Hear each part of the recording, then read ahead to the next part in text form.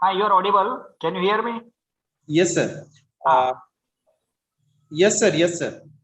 okay. Yeah. Good morning, one and all. Myself, Professor Dr. Kuldeep Ramteke, Principal Shivaji Rapor College of Pharmacy, Pachegaon, and Professor Dr. Patankar, sir, Principal Abhinav College of Pharmacy, Pune. Welcome you all on behalf of Dr. Babasaheb Ambedkar Technological University in the fourth day of 1 week e-student development program. It's my pleasure to introduce today's speaker, Mr. Babasaheb Patil sir. He completed his PG postgraduate in pharmaceutical sciences in 1996. He started his clinical trial journey from Quantiles, now called as the IQVIA.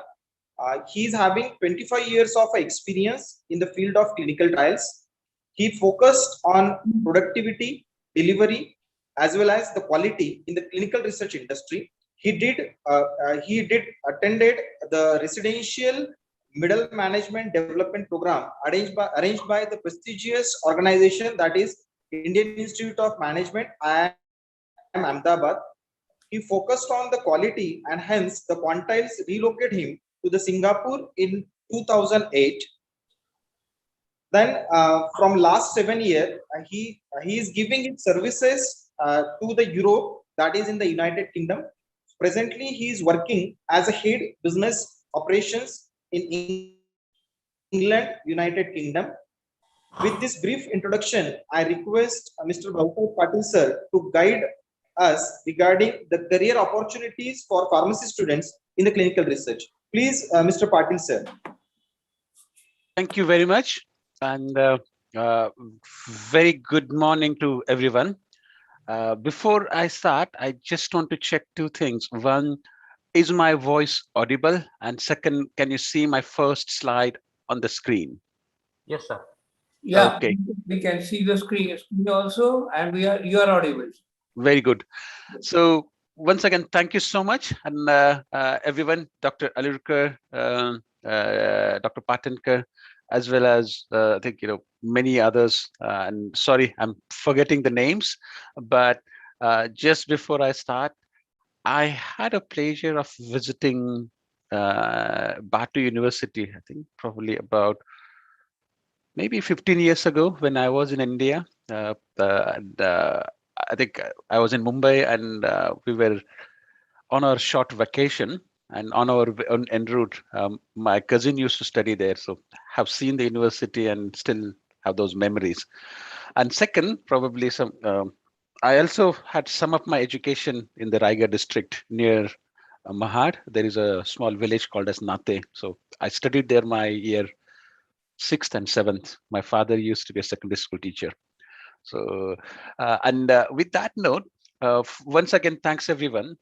What and Dr. Alurkar, before I start, how much time we have? About an hour or hour and a half? Sir, you can take your own time, no issues. Okay, so what I have few slides, and what I'm going to walk through those slides. Again, I'm not a great speaker as some of the eminent teachers here, so I just speak based on my experience. And this is sort of my house, and you will see the place on the first floor on the left-hand side. That's the place, my office. This is not the usual picture, but I think about 6 years ago we had a heavy snowfall in the UK, and I just took picture. We haven't seen such heavy snowfall since then. It's cold winter, but not heavy snowfall. And before I think I'm currently working with a company, IQVIA. However, I just wanted to put this disclaimer. The views in this presentation, what you will see, they are my own views, not necessarily associated with the company that I'm working with. I had to put disclosure because I'm not speaking on behalf of company. At the same time, whatever I'm going to speak, it's coming from my experience. At the same time, I won't be able to divulge some of the confidential detail that I'm working within the company. So that's sort of another disclosure. Let's look at what we are going to review today. So if you look at, I think we will talk about what clinical research is, and what is not clinical research. And I think I see many times students or people get confused, but I think maybe this is the positive outcome of COVID pandemic.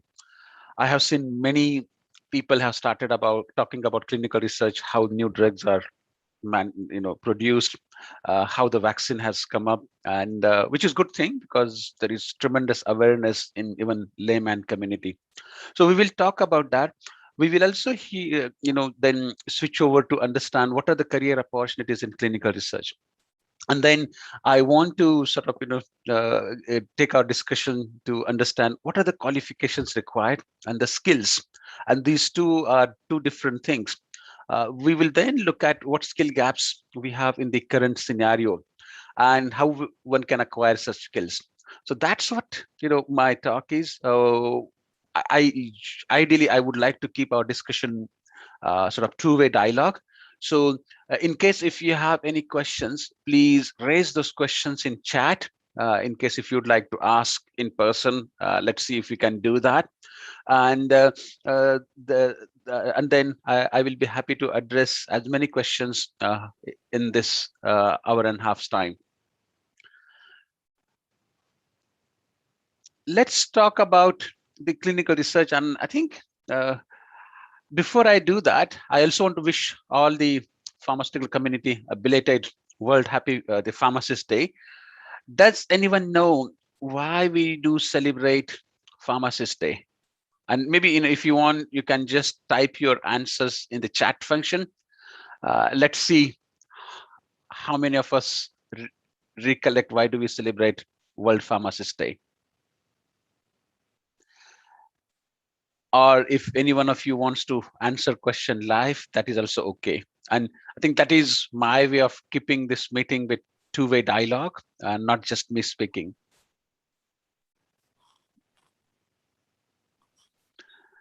So anyone knows why do we celebrate Pharmacist Day?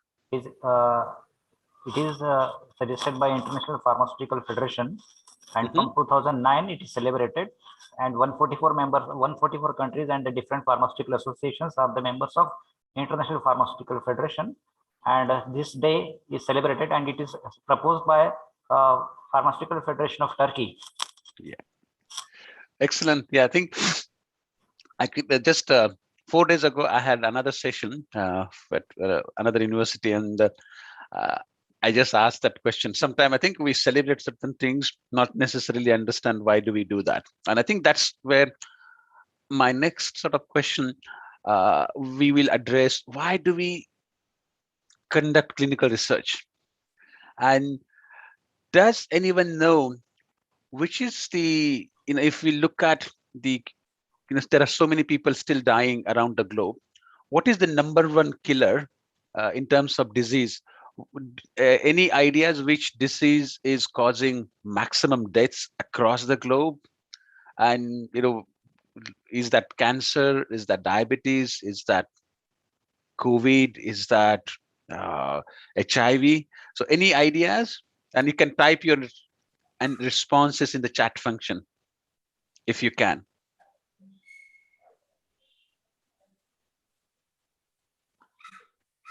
Any guesses? Because I think there is no right or wrong answer. I just wanted to generate some discussion. Let's see if we can do that. And I have just opened. World countries, tuberculosis is the killer. Okay, thank you, Dr. Patankar. Tuberculosis. Any other answers? Which is the number one killer across the world, or maybe in India? Yes, Dr. Alurkar. Yes, it is hypertension, diabetes, and cancer also in our country. Okay. So I think we have some of the students little quiet. Hopefully they will become more vocal as we go along. I want to show you some statistics right now. And if you just look at the number of deaths occurred because of COVID, and this is slightly a week old data. I think it has changed, but not significantly. So if you look at on the from the world figure across the globe, we have close to 4.7 million deaths. So I think if I translate that into lakhs, about 47 lakh deaths occurred because of COVID. And this is the figure, almost like for the last 2 years. So it is not the yearly figure. So I think COVID hit first time somewhere in November 2019, and now we are almost like in end of September 2021. So we had 47 deaths because of COVID globally. And if I just look at the same figure for India, it's about 4.5 lakh.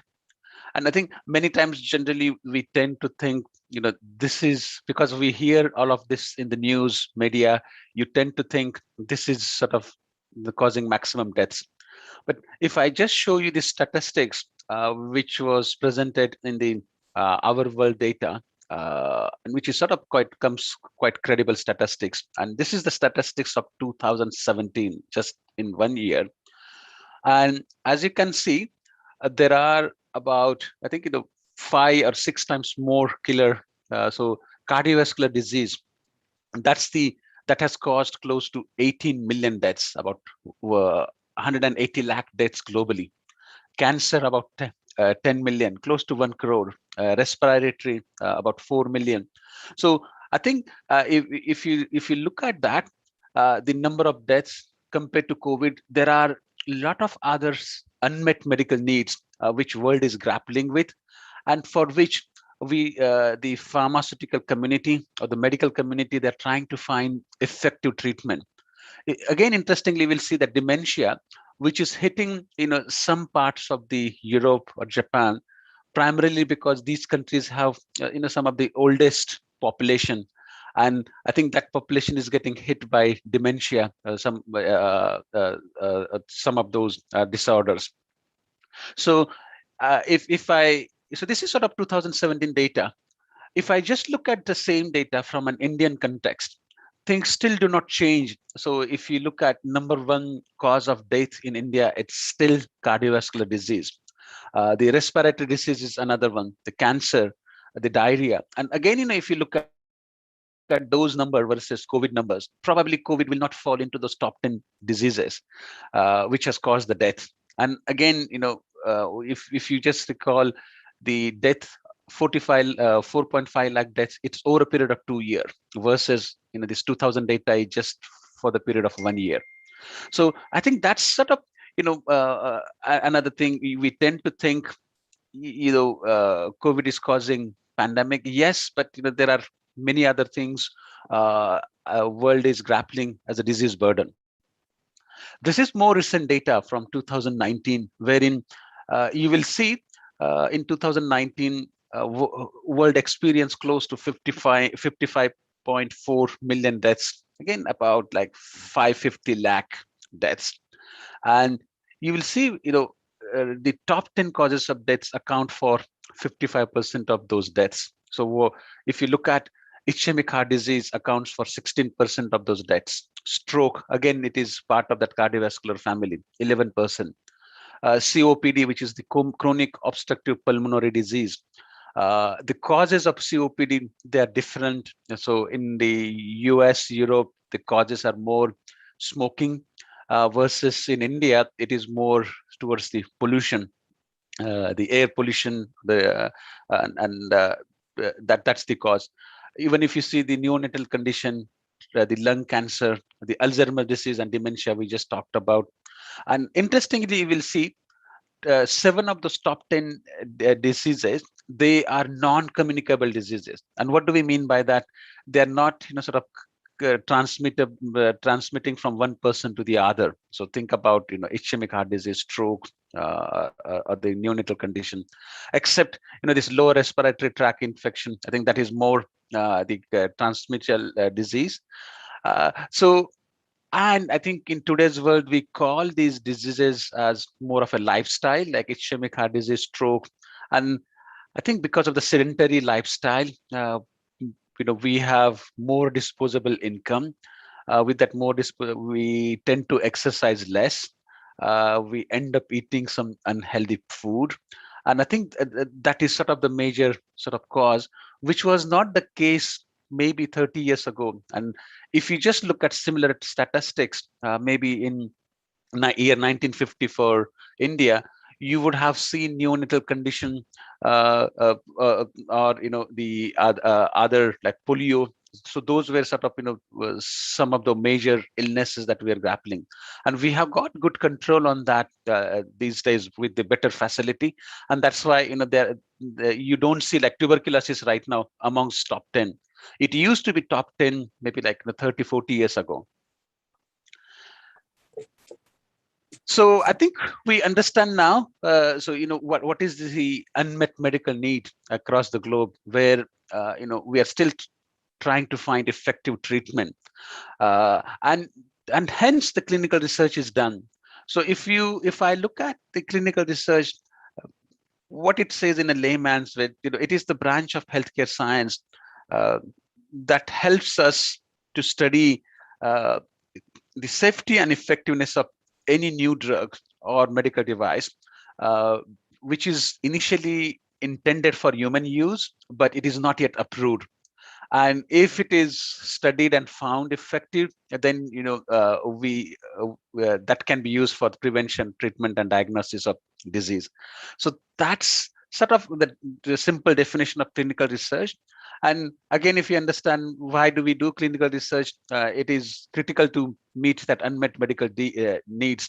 And I think more importantly, if you see in Indian context, I consider, or maybe in Asian context, I think it is even more important, especially if you look at some of those lifestyle diseases. It is causing death in the younger population, unfortunately. And that population is considered as sort of productive, because I think they sort of help in terms of economy, personally within their home as well as across the country. And we are losing some of the productive healthy years, which is also sort of from a financial perspective not good.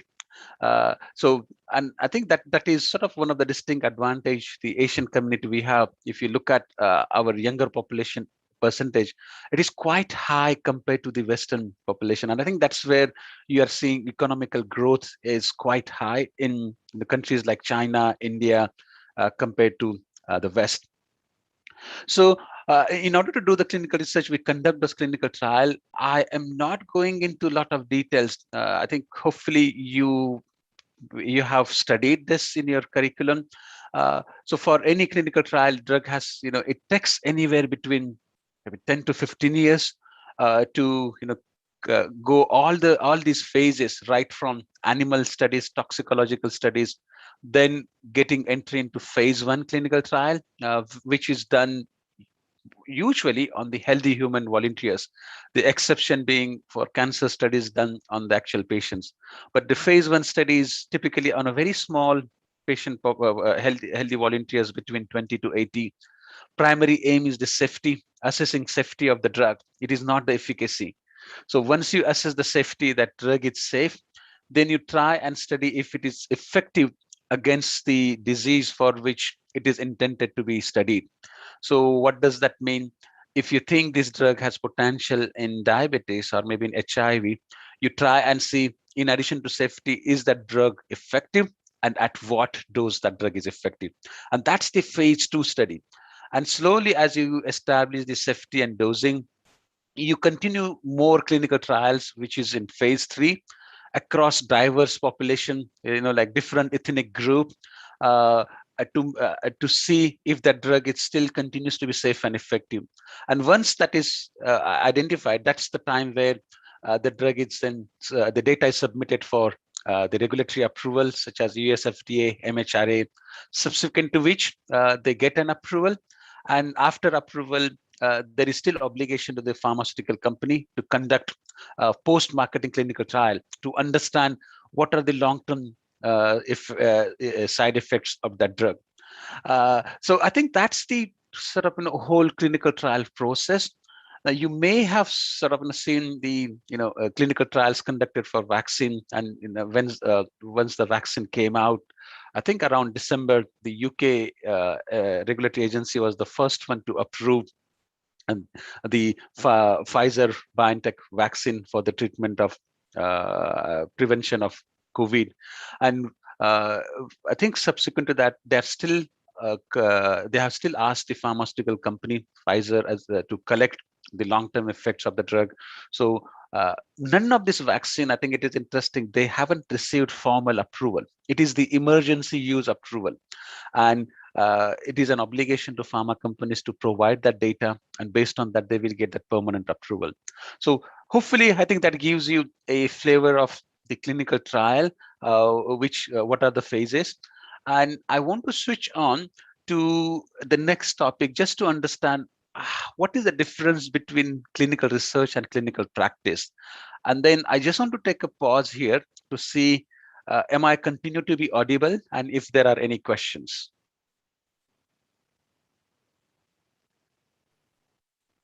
You are audible. Okay, so what I'll do, let me now talk you through the difference between clinical research and clinical practice. And I think this is important. If you see the clinical research, it is an experiment. So it is not yet established treatment, which is the case in clinical practice.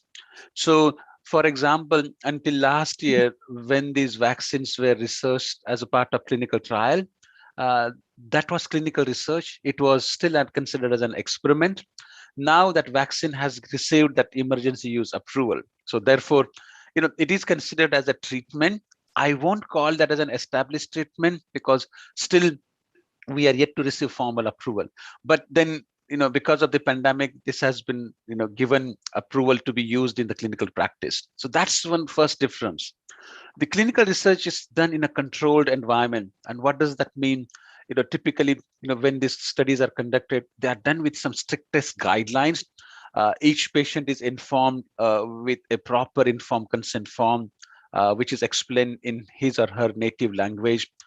The protocol needs to be approved by the hospital ethics committee, as well as the regulatory agencies of each country. Like in India, we have DCGI. Here in the UK, you have MHRA. And then all those individuals who are participating in the overseeing that clinical trial, such as pharmaceutical company, contract research organization like us, we have obligation to ensure we follow what is called as the good clinical practice guidelines, GCP guideline. And those are the guidelines which sort of gives specific criterias, how the protocol needs to be designed, how the informed consent form should be administered, what kind of qualifications doctors should have, how the data has to be monitored, analyzed. So there is, I think, there is whole set of guidelines which are provided through which this clinical research is conducted in a controlled environment. And once the data is found, if encouraging, and the drug is found effective, that is the time drug gets approved by the regulatory authority, and then it comes into clinical practice. Again, if you look at the clinical research, primary aim is to establish the safety and efficacy of the drug, versus in clinical practice, you use the approved drug to treat the disease. So I think that's the difference in the clinical research and clinical practice. And I think this is where some of the I would say the understanding, and I'll give you a few examples. In the clinical research, since it is an experiment, we really are not sure. We may not know what kind of adverse event side effects this drug may cause, and therefore we use the term called as an adverse event, AE. So we usually ask all the doctors around the globe who participate in any clinical trial to capture any untoward reaction as an adverse event, and that may or may not necessarily have causal relationship with study drug. So what does that mean? Even the the subject is enrolled into a diabetes study, and sometime they may have headache, or sometime they may have an injury. We still ask to document all of those events as adverse event, because we do not know, as we analyze the data, some of that may have relationship with the drug. And some of the examples, in the clinical trial phase, you look at the drug, and then there is an interesting example. A certain percentage of population, they they had an injury or they were hospitalized because of accident. And that was reported as an adverse event in the clinical trial phase. But later on, it was found the drug was causing drowsiness. So someone who was, sort of taking the medication and start driving vehicles, because of the drowsiness, it caused the accident. So because that accident was reported as an adverse event, through this clinical research, the clinical research professionals were able to sort of link that this drug is causing drowsiness. So therefore, there should be warning on the label when the drug gets approved, that do not drive heavy machineries. So that is the important part, in the clinical research. The documentation is extremely important. Now, as we have seen, why clinical research is done, what is the still unmet medical need. We also looked at different phases of clinical research. I also want to talk about, is that field right for the pharmacy professionals? And this is some additional data I just want to which again comes from some credible sources. So typically, if you look at the traditional clinical research, which has been done in Europe and United States and in Japan, and majority, almost like 50% of clinical research has been done in the US, about 30% in Europe. Even you look at Japan, they have been doing a lot of research. And if you look at the Asia in particular, India, China, the Southeast Asian country, only 5% of that clinical research has been conducted in this country. And interestingly, we'll see the just India, China, and Indonesia put together, these are the three populous countries of the world. They house close to 40 to 45% of world's population. So almost like, it is the 45% population of the world is using the drug, which is researched only in 5% of that population. And I think that's where right now there is a movement of clinical research shifting from Western countries to the East. So I think there is a prediction, and it is already happening. 50%, Asia is conducting about 5% of research, which will move to close to 25 or even more than that. And what does that mean in terms of the clinical research professional? It is going to bring that many opportunities in the field of clinical research to that part of the world.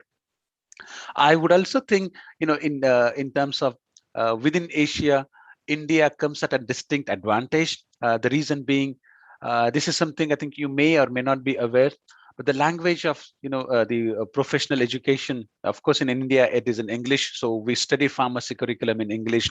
We study medical MBBS in English. We study some of the science courses in English. That is not the case in China. It is not the case in Germany or France. The communication in the university is still into their local language. And that puts India at a distinct advantage, because in the clinical research, you end up using English communication to communicate across the globe. So we have that advantage. So that's sort of one of the way. And if I again look at, we also have, if you look at the number of doctors or number of pharmacists produced in India, it is quite high in number compared to any other countries in the Europe. That is also, and I think there was another article I just read earlier this year, which was published by one of the Pharma Intelligence Journal. And what they have seen, most of these pharmaceutical companies have started making significant investment in clinical R&D, as well as they are outsourcing more and more work to CROs, and that investment is occurring in Asia. So I think that's another reason, something the clinical research is sort of growing, and something good news for some of those pharmacy professionals who wants to make career in the field of clinical research. This is just one more. I looked at this data on the US FDA website, and another illustration you can see. This was the data published by US FDA, and what they have found. I'm just moving my screen. In the year 2015 to 2019, they looked at all the clinical trial data submitted to US FDA, and what they found, amongst close to 300,000 clinical trial participants who participated in different types of clinical trial, 76% of that patient population was white. So they were, I think, either they had that ethnic background from the US, Europe. Only 11% population was Asian, 7% Black population. So what is this illustrating? Clinical research needs to be more diverse. You cannot just have clinical research conducted in sort of a white population and then use that drug across the globe, where you may not have established in true sense safety and efficacy. And I think that is another reason there is a lot of talk going on in terms of you need to have more diverse population. So when you recruit patients in clinical trial, we need to make sure that population has a good percentage of the white, good percentage of the Asian community, Hispanic, African, the Black community, so that when the data is generated, then you have even greater assurance that this drug is going to be effective across wider population. And I think that is sort of one of the illustration why clinical research is moving to Asia. We also hear many times, and I think sometimes people tend to think some of the population in India is being used as guinea pig. Quite honestly, being a true clinical profession, I disagree to that. The reason being because these are the examples. You still need to have some of that representative population studied, so that the future community will benefit from this research. Because again, if you look at, if currently we're taking this paracetamol or vaccine, some of these vaccines were studied in clinical research population, and because of which now whole world is getting those benefit, and we are able to come back to normal life in some part of the country. And that's the benefit of that clinical research work which was conducted over a period of last couple of years. So I think we talked about the clinical research, what is clinical research, what is not. We talked about the opportunities. Let's look at some of the skills required. And again, this is just from a finance perspective. You will see the clinical research market is close to $47 billion US, huge market, and it is constantly growing year by year. And just an example, last year when COVID pandemic hit, you may have seen most of this hospitality industry, the hotel industry, the airline industry, they almost came to a standstill. Many people lost the jobs because they were not able to travel, and even though in some cases there was nobody to travel, in the aircraft. So we had, I think, many of those industries took a big toll in terms of their economy. Pharmaceutical company, I think that was probably the only one I can think of. It was still working. Even I have seen many clinical research professionals like us. We were extremely busy last year in order to find effective treatment for this COVID.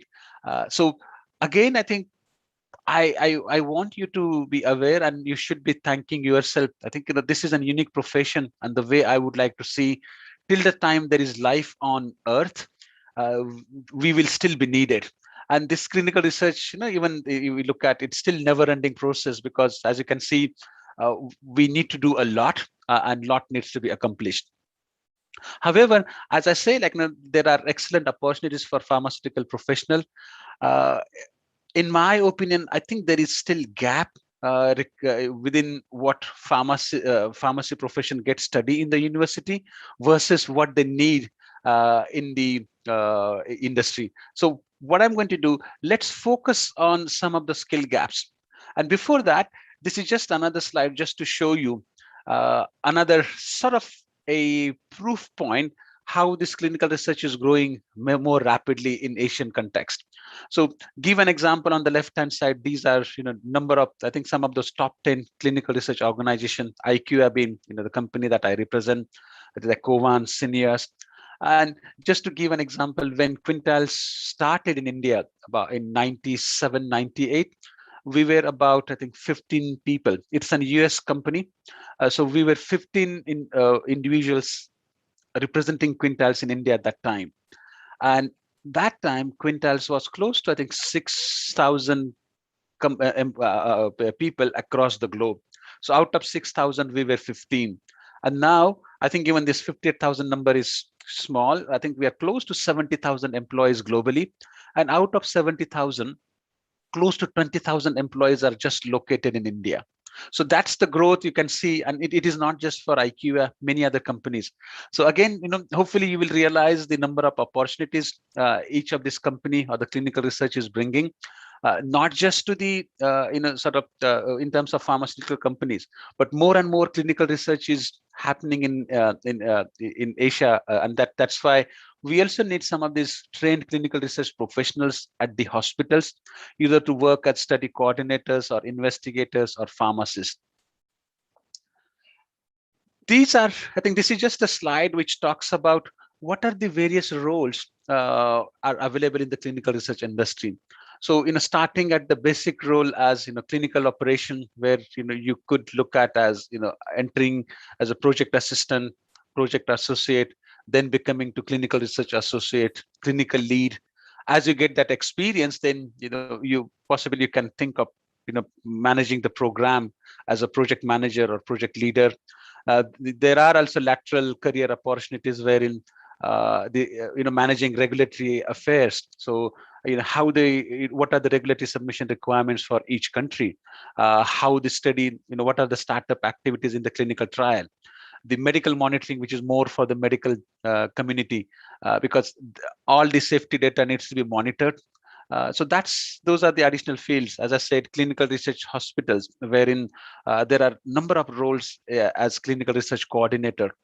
We also need to look at the safety aspect. So as you see right now, the vaccines are approved, but that ongoing safety needs to be looked at, and all that data needs to be analyzed, which is sort of this pharmacovigilance or drug safety unit within clinical research industry they look at. So there are a number of opportunity to work as a drug safety associate or drug safety officer. All this data needs to be analyzed. So we have the statisticians or the IT professionals work in the field of data management to program all this data. And in the laboratories, most of this clinical research uses standardized laboratories to analyze blood samples, to make sure the inter-laboratory variation is avoided. And there are a number of roles within that space. And of course, the quality assurance is one other part. So there are a number of roles. I think this is where one can aspire to sort of make career. And I consider myself quite fortunate and started as a clinical research professional about 25 years ago, and got opportunity to work in almost all these roles to sort of contribute in my own way. And just before the beginning, I was just having informal chat with Dr. Patankar, and I think this is a profession where you need to be passionate about it.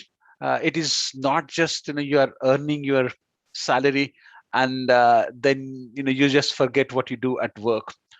Probably, I think it comes more than that, and I think especially in the clinical research, every single act that you are contributing in clinical research, it has big impact on the wider population.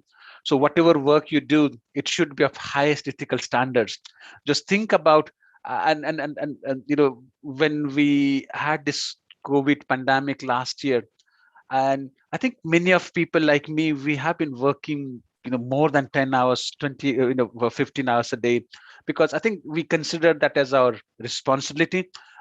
Every single delay in bringing vaccine into the world market means causing about 100,000 deaths, because I think that was the case. So when these vaccines were launched into the world market, you get the tremendous sense of satisfaction that you have been able to help the wider community by and large, and that satisfaction is a lot more than that earning the salary. Of course, you need the salary, but I think you are doing something to the society. You are doing something to your own ones, because I have seen some of my close relatives, they died because of vaccine, COVID. And now, because we have this effective treatment, at least we can save some of our other closer ones. I have also seen my father died of a cancer. He died of a stroke about 10 years back.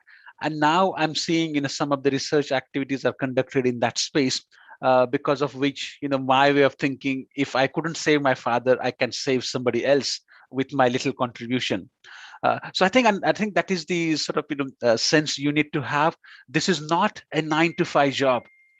It requires tremendous sense of responsibility, and at the same time, if you have that passion, if you have willingness to work hard, sky is the limit for the for your own growth, and that growth come in different areas.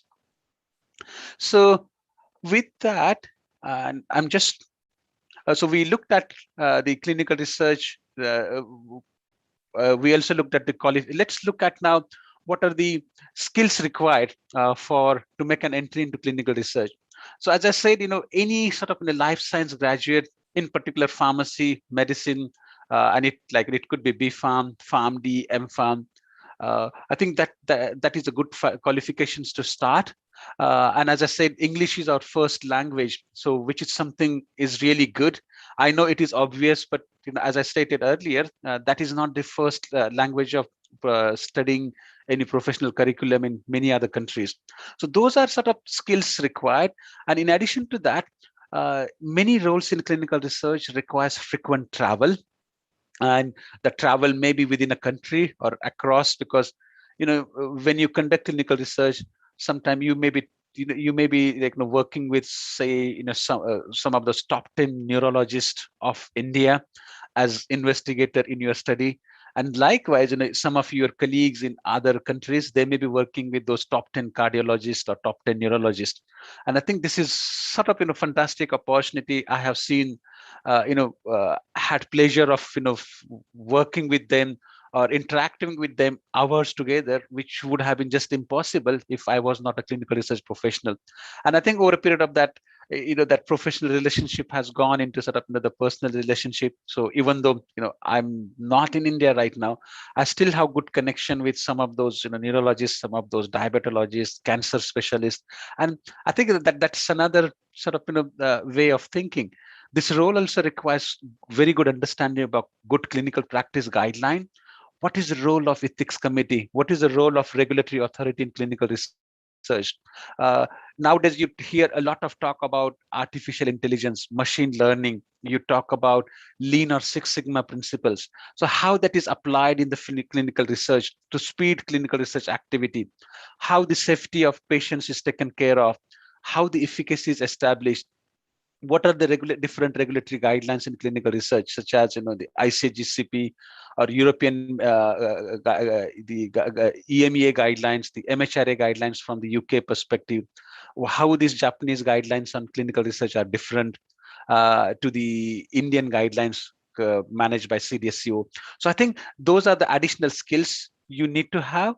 And to be honest, I think this is what, in my own experience, I have seen when we recruit individuals, and this is not just unique to India, but across many parts, most of the skill is non-existent. And I think we do apologies to some of the eminent teachers on the call. I do sincerely feel some of the skills are not taught in the universities, and this is what is the need in the industry. And I think if somebody wants to make career in the clinical research, probably they will need to look at those skill sets, and it is not difficult. So the idea is, you have basic qualification, which is good. You have basic, sort of understanding of English. Once you acquire those skills, that is how it will transform from that academic student to an industry professional. So this just slides talk about the different clinical research guidelines, which are laid down by Japanese, European, UK, and US regulations. I'm not going through that, but I think these skills one need to acquire as a part of making that entry into clinical research. There are number of courses available. So again, why this is not moving? Give me a second. My computer is a bit slow. Yeah, so there are some courses available in the fee, to acquire the skills, in terms of understanding the role of ethics committee, role of regulatory authorities, the role of how this artificial intelligence, machine learning is helping. And these, there are some courses available which are provided by some of the renowned university in the US or UK.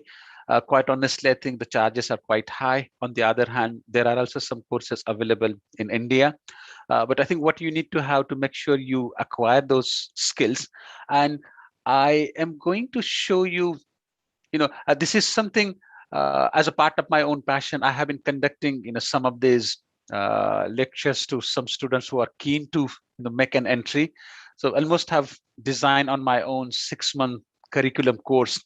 And in the last, I think 6 to 7 months, I conducted the talks like today when almost like close to 20 plus. And through that, I was just inviting, if someone wants to make career in clinical research and wants to commit their time, they can go through some of this course curriculum.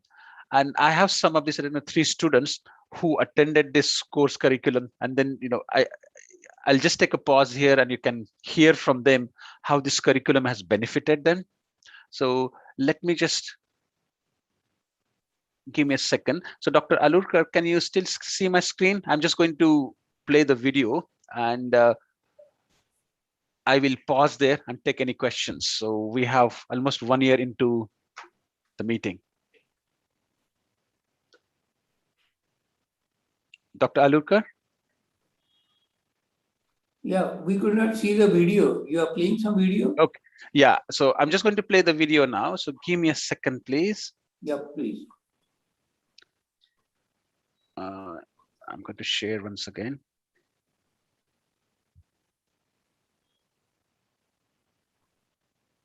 I need to share the sound. And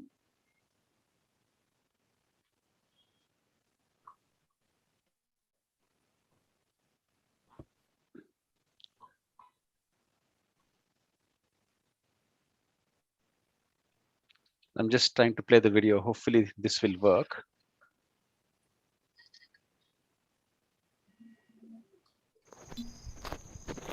Hello, my name is Soham Balekar and I am from Ambedkar, Maharashtra, and I did Master of Pharmacy in Quality Assurance. I joined the GCP Compass course in July 2021.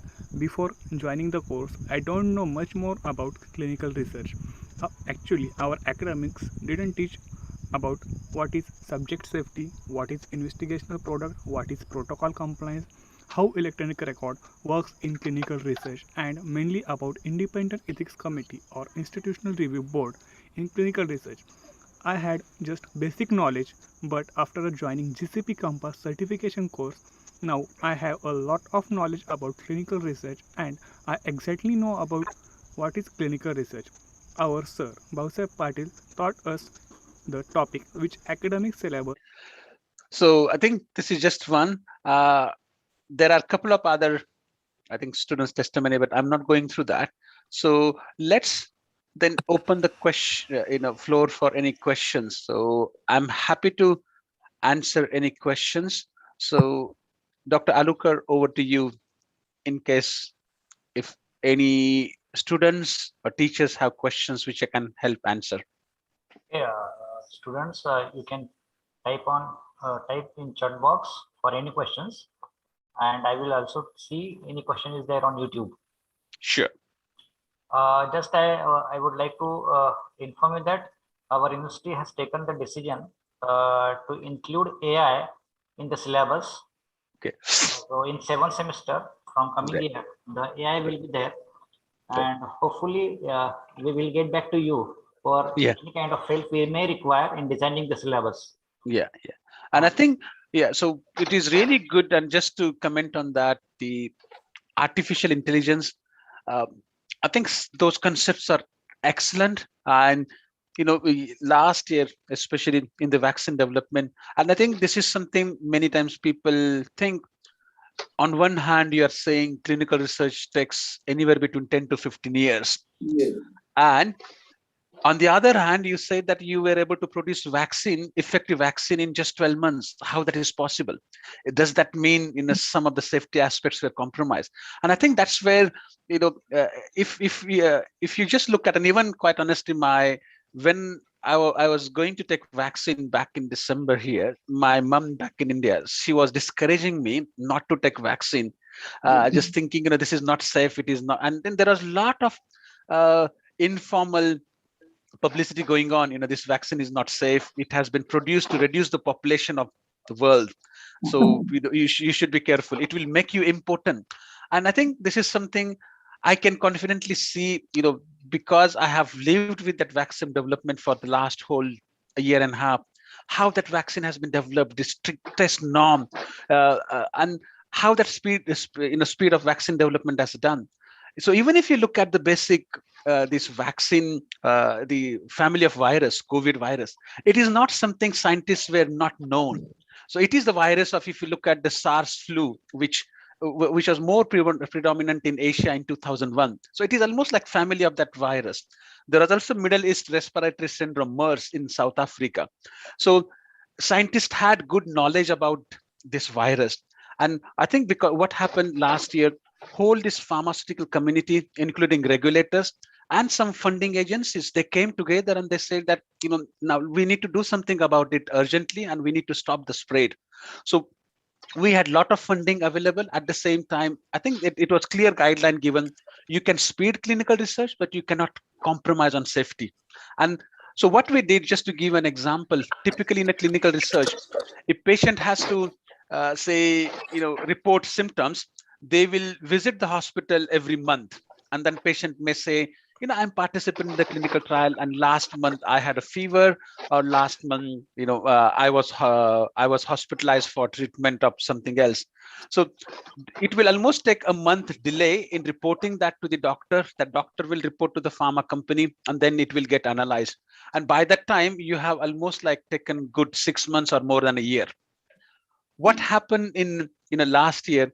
We had used this technique, what Dr. Alurkar said, in the concept of artificial intelligence. So we had electronic patient diaries, which were installed on patient's mobile phone. And as soon as patient had any symptoms, such as I'm having fever or I have headache, they recorded that on the app, and within almost on real time, that information was passed on to the database, and it was analyzed in real time. So the time which used to take like a year, that same analysis started happening in matter of seconds. And that's how it helped to speed the clinical research. Just one of the aspects of artificial intelligence. And again, I think this is an upcoming field, not just for pharmaceutical professionals, but the concept of artificial intelligence are used in banking industry. You may have heard of the concept of blockchain technology, how we can make those secure transactions. So I think I'm really happy, Dr. Alurkar. I think it was you're considering that as a part of curriculum for pharmacy professionals. Great. Sir, I would just like to ask a question on, it's as good as from on behalf of the students, because you, showed a lot of different skills. Yeah. But most of the, what I have found was, most of the technical part of it belong to the medical community or the pathology laboratories. And other things require a lot of soft skills like data management and communications and formulating the devising or some those kind of things. Right. So what I mean is those kind of skills are not incorporated in our syllabus, and there is no formal control over the clinical research. Educational programs. Yeah. Okay, whatever are given, the clinical certification courses and all, there is no standard as such that, okay, this, so how to choose that, okay, this particular course is the best and the other one is not that good. So what criteria would you suggest for a person to go for a particular course in clinical research? Yeah. So I think thank you so much. And is that Dr. Patankar? Yeah, I see. Yeah. Thank you. Yeah. So it's an excellent question, and I think, to be honest, this is something you are absolutely right. So there are some technical aspects required, which, as a part of acquiring the skills, the soft skill aspects, how to communicate, what to communicate, when to communicate, and again, I think as this industry is growing, to be honest, I think there are many institutions or this organizations who are coming up with this course, to exactly your point, what that course should have. And I just try to put in my way of thinking, we do not need to have course more as a theory. So as I said, like, because these regulatory guidelines just talk about ICGCP, EMA, it runs into hundreds, thousands of pages. So I think what is required, in my humble opinion, the practical exposure, how that guidelines are implemented on the ground. And as an example, I just gave you, there is a definition of adverse event.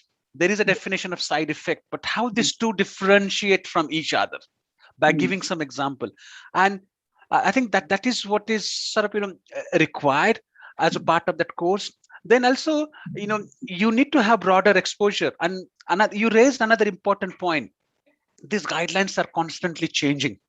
Why they're changing? Because, almost like 50 years back, if you look at the clinical research, the way it was conducted before 1980, almost United States, they had their own guidelines. MHRA, they had their own guideline. So pharma company, if they want to register their product, they would conduct separate set of studies to meet US FDA, separate set of studies to meet MHRA requirement. So it was duplication of work, and that was delaying whole clinical trial process. So in 1990, all these regulations, they came together and they said, okay, we will have one common standard. So any company who follows that standard, we can approve their product anywhere in this market, like US, Europe. But as now, that time, the artificial intelligence was non-existent. Now we have that artificial intelligence concept. So guideline needs to be revised. And as we are, now using this artificial intelligence, it has definitely helped speeding clinical research. But it also got us into additional challenges. How, the GDPR, data protection, how we are ensuring the data is used for clinical research. And you may have heard, a lot of discussions around, the inappropriate use of data by some of this organization. So we also need to consider that aspect. So in my, again, opinion, this knowledge is not something you learn it once and then you forget about it. You still need to constantly update.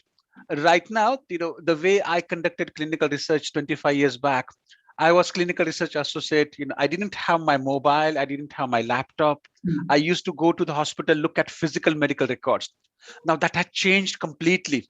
At that time, I never thought I would work from home. Now, in the last 2 years, even though practically none of us have been into the office, but still, we have this vaccine available. So there is a lot of use of this technology, and I needed to upgrade myself. So I think that's sort of one aspect. And I think, to exactly your point, the communication is a key. And again, to be honest, this is an area I see many of our students, especially in India, we have a lot of knowledge, good knowledge. We have ability to work hard, but somehow we are not able to express what we are. And that sort of puts us into a back foot for some time. I have experienced that myself when I entered into this clinical research field 25 years ago. To be honest, I was afraid of, I still remember my first day. I was afraid of picking up the telephone on my table, thinking somebody from the US is going to call. I won't be able to communicate. And that was just sort of, lack of confidence and, my inability to communicate. Until I was just literally pushed. And then I still remember my first conversation. When I picked up the phone, there was a person from Germany was trying to speak in broken English. And that was an eye opener for me. It is not that I communicate badly. And at the same time, I think it was just that initial that confidence. And due thanks to some of my mentors who literally, I think, Dr. Alok Patankar, you talked about soft skills. They literally started, working on my communication. So it is not that you cannot improve. And even there are simple etiquettes, like, when you go to the hotel, how to eat the food. Typically, we used to eat food by hand. So which spoon to catch in which hand, whether the fork should be in right hand, left hand. So I think those are some of those sort of softer skills, something we are not exposed. But I want to tell again and again to these individuals, if you are passionate about it, if you think this is the field, other things can be built on, they can be improved. What it needs, you need to have that passion.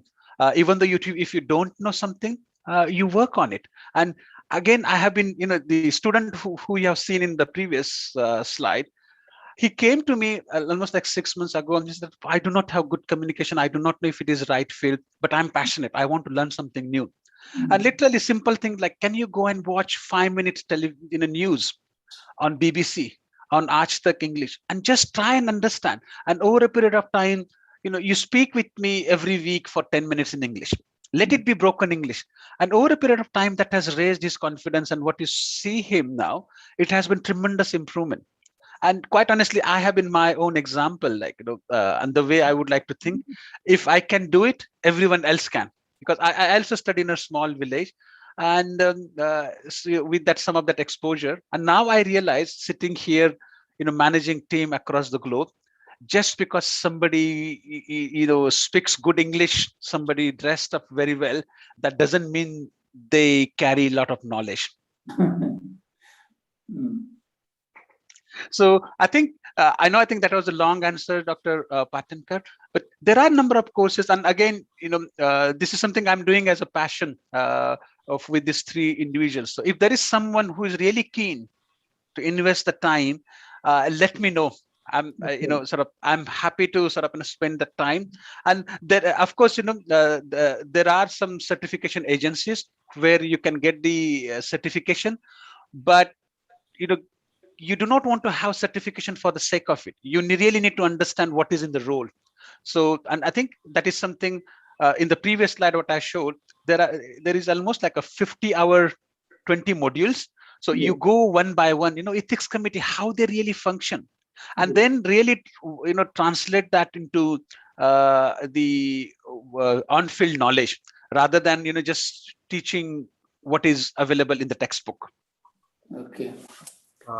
So there is one question on YouTube. Can Go ahead, please.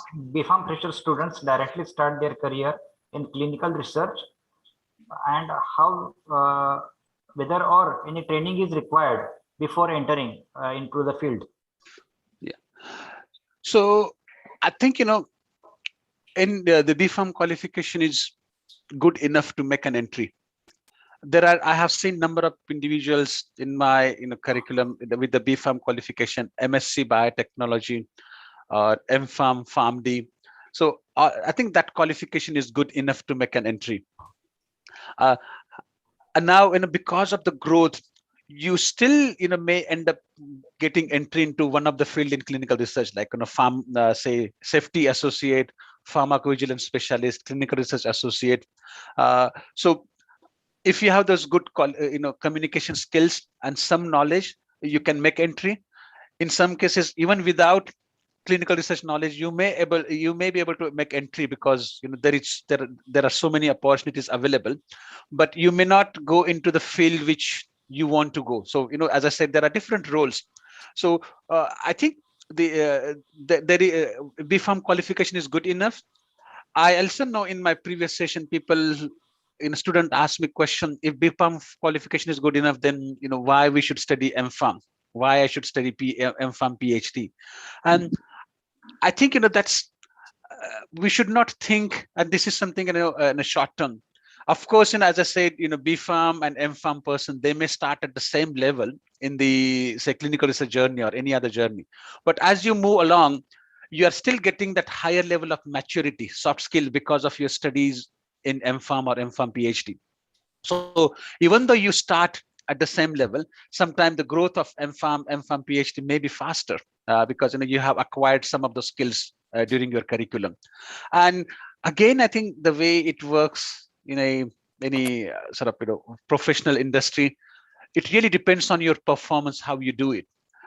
So again, as a part of my own thing, when I joined this industry, I had this initial basic graduation in pharmacy. I acquired this sort of soft skills or some of these additional technical skills.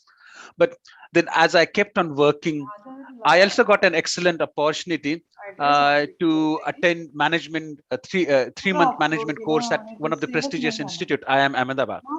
And therein, I was exposed to some of the financial aspect of the business. So, even though you lack some of the skills, and if you prove your worth, most of these organizations are willing to upgrade your skills as you go along. Again, I'm looking at, I was transferred from Mumbai to Singapore on a regional assignment. It was part of my overall professional development. Then from Singapore, I was transferred here. So it is almost like, if you keep on giving back to the organization with your hard work, dedication, you will continue to acquire some of those additional skills. I There think is someone there is wants one more question from students. Yes, please. Just I will read. Sir, please tell us more about the clinical research course you have just mentioned, how we can join it, and how we can develop our skills during this academic period. Yeah. So what I'm going to do, Dr. Alurkar, I will send the link on the chat, and there's a short survey. If any student who is interested, they can complete that survey, and either so that is one part. I'm trying to copy the link, or another is I think you have my address, right? So feel free to drop me email, and I'm happy to provide that further guidance. So let me just copy this, and I will include into the chat function. Give me a second.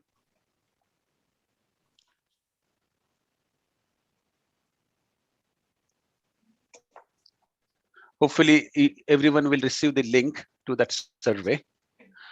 So definitely, I think if somebody is interested, let me know. But most important part, do not join this clinical research professional because you are going to earn handsome salary. Again, I'm not saying everyone wants to work, but this is typically not a 9-to-5 job. It requires a lot of sort of sense of responsibility.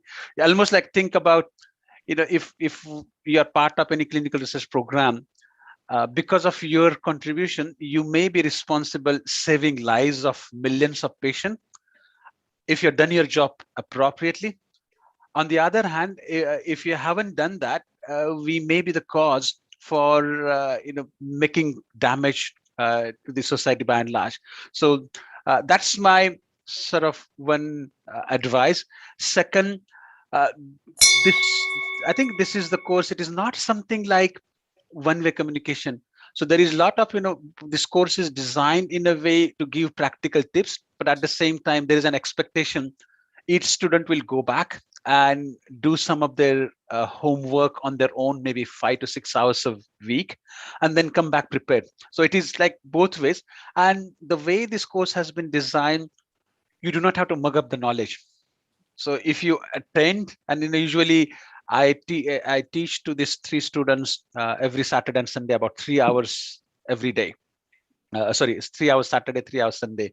The expectation is, you make sure you attend those classes and take back those learning, do your homework, and then come back. And when I say homework, it is not sort of mugging up. And if you do that, you should be able to pass that certification with ease. And I think some of these 3 students, they have demonstrated that over a period of time, acquired those skills, and they have developed in both ways, filling the gaps related to the technical skills, what Dr. Patankar mentioned. And literally, the student, I asked him to prepare this 30-second video with 24 hours notice. And, he was able to do that. And that's another area, just engaging into the dialogue, listening to some of this, maybe I think news is one part I said, but with those additional efforts, they were able to write better, sort of in terms of better writing, communication ability. And it was not that they were not having that, it was just that lack of confidence. And hopefully, I think, that is just one of my way back to giving back to the community. And Dr. Alurkar, I think everyone should have that link in the chat function, which they can just click it. It should literally take a couple of minutes to complete the survey. Sure. And there is one question. Frequent traveling may not be possible for girls. So which particular domains will be suitable for them, specifically in clinical research area? Yeah. Another excellent question. And I was hoping someone will ask that question because, when I said frequent travel, and I think there are 2 things. I think world has moved on, and again, quite honestly, sometimes we tend to think travel is unsafe. for girls. And again, I have lived into this profession for the last 25 years. And just to give an example, when I was overseeing our operation in India, that 50% of our staff was ladies, and most of them were traveling. So I think I understand, like, initially the travel from a safety perspective. So probably, like, that should matter less these days. And when I say matter these days, because it is not like, of course, you need to travel, but most of this organization, they have a lot of the safety nets built in. So, when you travel, say you are going to travel in, say, some of the safe airlines, or if you stay in hotel, those are going to be sort of, well, sort of good quality hotels, where, business hotels. At the same time, so that's one part. But I also understand when, some of these ladies, they go into their family where you have small child at home, you may not be able to travel. And the good part of this profession, there are some home-based options. So you can still work from home, and then there are certain roles where you can divide your time. And I was just having the discussion with Dr. Patankar in the morning. On one hand, my job requires, like, I start my day at 6 o'clock, sometime end at 7:30. That doesn't mean I work 14-15 hours every day. I spread my time, because in the morning I need to speak with my colleagues in Asia, and then maybe at 8:30 it is time of my son to drop him to the school. So I would take that 1 hour gap and work on that. And maybe in the evening it is the same. So there are certain roles which gives that flexibility. And quite honestly, I think there are now some regulations. In fact, in the UK, I just read 2 weeks back, each company, they have to submit their report to the government saying that what percentage of population you have. So what is the male female ratio? And they would like that male female ratio should not be just maintained at the lower level in the hierarchy, but if, say, there is a promotion of director, why are we interviewing both candidates, and then your selection is not dependent on the gender. So I think there is lot of flexibility. You don't need to travel sometimes, and you can still work from home or work in the office and manage the work. And there are a variety of roles available. Sir, there is one more question. Yeah. Sir, will you please guide us on prerequisites for starting up as a CRO? Can you please come again? Yes. Sir, please, will you please guide us on prerequisites for startup as CRO? Yeah, I think that's a good question. Good to have that entrepreneur instant. So I think there are a number of CROs, and as I said, that CRO should have a very good knowledge in terms of this clinical research regulations. Also, I think another aspect, having that good connection with pharmaceutical companies to attract the business. So that's set up, from a business side, how you are going to attract the business. From the people side, how you are going to train your manpower. And from the system side, how you are going to have those facilities. Like, if you think about the TCS, Capgemini, they have huge IT infrastructure in place to manage this clinical trial data activities. Of course, if one wants to start, they can start as a small, looking at, say, maybe, we are just going to manage at an local level, and what is required for that local level. Do I have network of industry people who can help me, giving that work. Second, from where I can get the manpower. Do I have access to manpower? Maybe yes, but are they adequately trained? So how I am going to train on them? So you need to look at the training. And to my point earlier, that training should not be just one time. The train almost like, even though I have spent 25 years, every year I need to accredit myself to say that I still continue to have required knowledge in the field of good clinical practice. So how you are going to place that training in place. So these are, I think, some of the requisites. And of course, there are some I think registration formalities to register a company. But hopefully that gives you that additional flavor on what you need to have before you start up. And by the way, just another on that startup note, there is a good community, at least in the UK, and I know in many other countries. We have, I think, about 150 individuals here in the UK, and they have set up a sort of a non-profit organization as OMPEG, Overseas Maharashtrian Professional Entrepreneurs Association. So if you go and type in Google OMPEG, so that association, they encourage many of these startup companies. So you come and pitch your idea, and if your idea is excellent, so there are some people who are able to support, say, from how to set up the company from legal aspects. If you need finance, how you can prepare your case study so that to the bank to get the loan. Or there are some investors within that group who are coming forward to invest in those businesses. So I think maybe if you can type, and there is a organization in the UK called as OMPEG, OMPEG.com.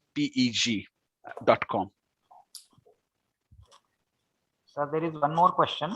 Yes, please. Her question is, sir, as you have said that MBBS or medical professionals have scope in clinical research. So my question is whether there is equal scope for pharmacy professional students too. Yeah. Again, I think another interesting question. See, I think you are seeing on this slide, there are a variety of roles in the clinical research. So where that medical person will go, I think the medical person's scope is into that medical monitoring. So wherein they can use their skills or educating doctors. That is where maybe as a pharmacist, of course we will still have scope, but at a lower level. Where we can work is onto this clinical operation area, wherein the way, if you look at the clinical research as such and think about, this is a research done for the diseases where there is no treatment available. So when we conduct clinical research, and let's say if you are representing clinical operation, you are interacting with a cancer specialist who understand disease very well, how the disease progresses. So they understand the disease parameter, but they will not necessarily understand how this drug works. And that is where your expertise come in, educating doctors about the drug. Doctor knows about the disease, put that two together, and the clinical research is conducted. So for medical professionals, their field is from the medical monitoring perspective. Sometimes they can be into the drug safety part. So I don't think they are competing against each other. There are different sort of roles for them in the field of clinical research, which not necessarily come in the way of pharmacy professionals. Sir, just one more thing. Yes, please. Are there any unified guidelines for good clinical practices, like say, or ICH guidelines, and some same are applicable to all over the world? Yeah. So thank you, Dr. Patankar, and I'm just trying to see if I can go on to the slide.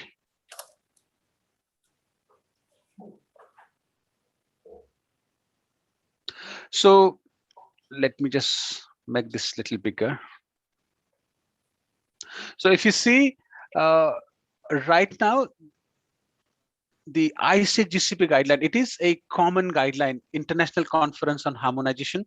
And this is the guideline which is followed by most of this phase 1, phase 2, phase 3 protocol. Now, this guideline is combination of requirement laid down by US FDA, requirement laid down by PDMA, which is the Japanese regulatory authority, requirement laid down by EMA, European Medicine Agency, and requirement laid down by MHRA. So any company who follows this guideline, then there is sort of an assurance that their data is of good quality, and all these regulatory agencies will consider their data for marketing approval. Now, it is not a blanket approval. They will consider, evaluate. If they are not satisfied, they will come. But they are not going to ask to conduct another set of studies. So, and now, as you see, these guidelines were first established in the year 97. That was the time wherein the consolidation came in force. And in the year 2016, they were revised for the first time, and we have seen now more and more countries are joining this group. So even if you look at in the Indian context, the CDSO guidelines, which are laid down by the Indian Regulatory Authority, those guidelines are almost 95% similar to ICGCP guideline. Okay. There are certain elements which are specific to India. So, for example, they have a specific requirement on the informed consent procedure, but I think they are not. They again get into incorporated because this clinical research organization like IQVIA, we have a regulatory group. So when we conduct clinical trials in India, we know what India requires in addition to ICGCP. But by and large, to your point, this is sort of, I consider, as a Gita or Bible of clinical research. If somebody wants to study, ICGCP guideline is the way to go.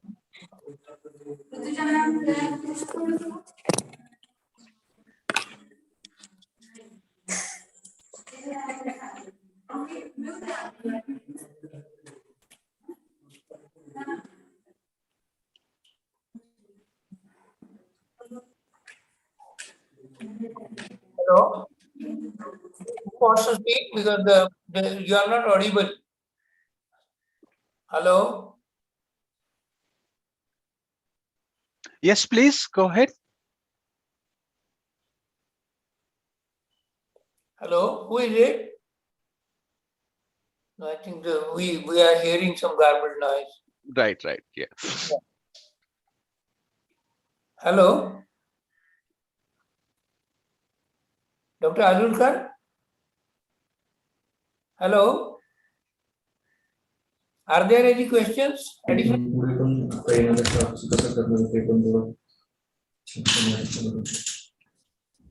Hello? Patankar sir. Yeah. Are there any questions? Hello?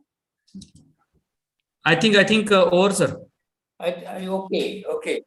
So let me initially thank Dr. Babasaheb Patil for his speech. Especially, he has made it very, very simple and clear so that the students can understand. The most important point which I felt he made was his outlook to look at this service as a service to the community. He's looking at it as not as just a job or any other kind of practice, but it is not doing something which has got no meaning, given it a very broader meaning. That is very important for me. I feel every student should understand and look at his dedication with which he is doing the work. In the morning we were talking. Sometimes, he's looking into the global thing, and that is why he has to put up different times and put his efforts at different times, because somewhere it is morning, somewhere it is the night, somewhere like that. So, and still he says that, okay, when I do this, I am sure that whatever I am doing, it is for the sake of the community. So the dedication, which I appreciate for Dr. Babasaheb Patil, and I think from you, our students will definitely get some inspiration and enter this field with a service in mind. That's great. Thank you very much, sir. Thank you very much. Dr. Radasni, Yes, sir. do we present some kind of e-certificate or something? No, sir. That we will send a letter to the sir through mail. Okay, so that we can conclude the session. Thank you very much, Dr. Babasaheb Patil, and we wish you all the best in your future career as well. Yeah, thank you so much, Dr. Patankar. And again, I think there is also another organization, if I may just take this opportunity, called as Garje Marathi. Okay. It is a organization of all Marathi community across the globe, which is an NGO I am part of, and it is started by a person called as Dr. Anand Ganu. He is a pharmacist by himself. Great. Okay. In California, and almost like we have network of close to 500 individuals across the globe. Okay. And we meet, and I think one of our aim is how we can help this young generation and then bring them forward. So my way of looking at, if I took 25 years to reach from my small village in Satara district to here, Yes. how somebody else can come faster. Everyone has ability to do that. It is just, our way of doing is, put that fire within them so that they will be able to run fast. So again, there are many other opportunities. What we are looking at, I think exactly you summed it very nicely. This is not just a 9 to 5 job. It is not a, it is kind of a service. Yes. Great. Thank you. Thank you very much. Thank you once again. Thank you, sir. Thank you. Thank you. Bye.